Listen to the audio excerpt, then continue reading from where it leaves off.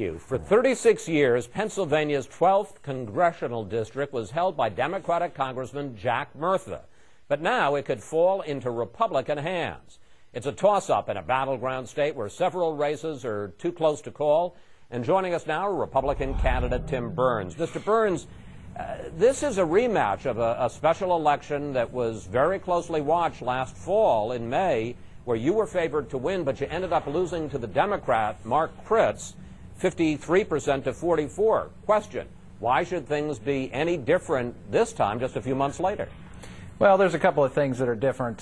First of all, we've got an environment here that's even more intense than it was here in the spring. People are extremely concerned about what they see happening in Washington.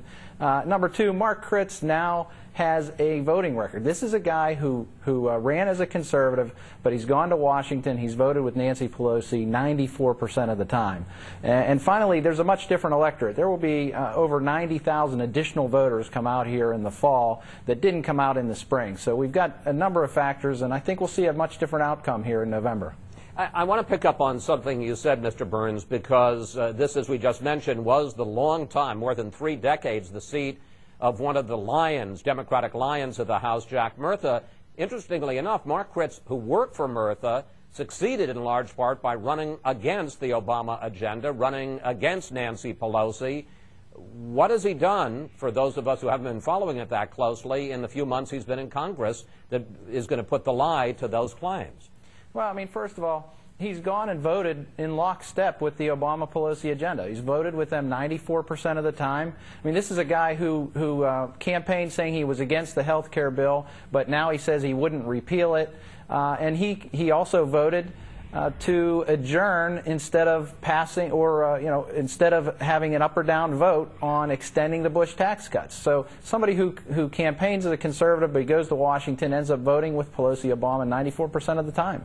Now, both of the Republicans in the big statewide races in Pennsylvania, Pat Toomey, who's running for the U.S. Senate, Tom Corbett, who's running for governor, they both have healthy leads.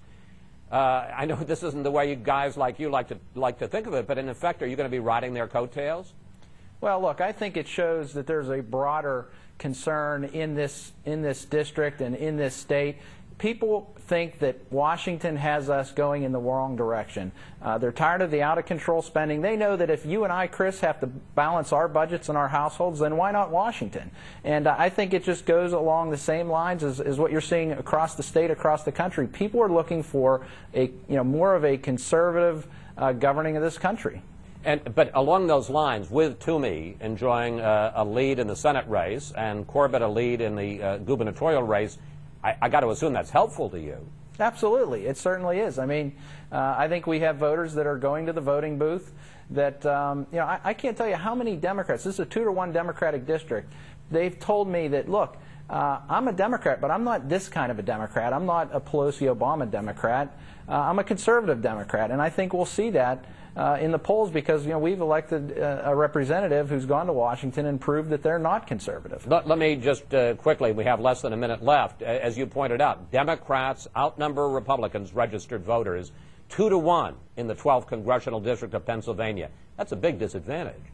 Well, like I said, they're Democrats, but they're conservative Democrats. These are people that are pro-life, they're pro-gun, they understand you can't spend more money than what you take in. They're concerned about the future of this country. They want to see the economy and jobs be the focus of our government, and they believe that the current administration has us going down the wrong direction. So these are folks that want to change, and they're willing to vote for the person over the party. Tim Burns, the Republican candidate in the 12th Congressional District in Pennsylvania, thanks so much for talking with us today, sir.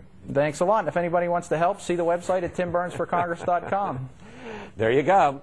Coming up after the break, a fair and balanced look at that new story about what President Obama has learned from the past 2 years and what he plans for the next 2. We'll check in with our panel of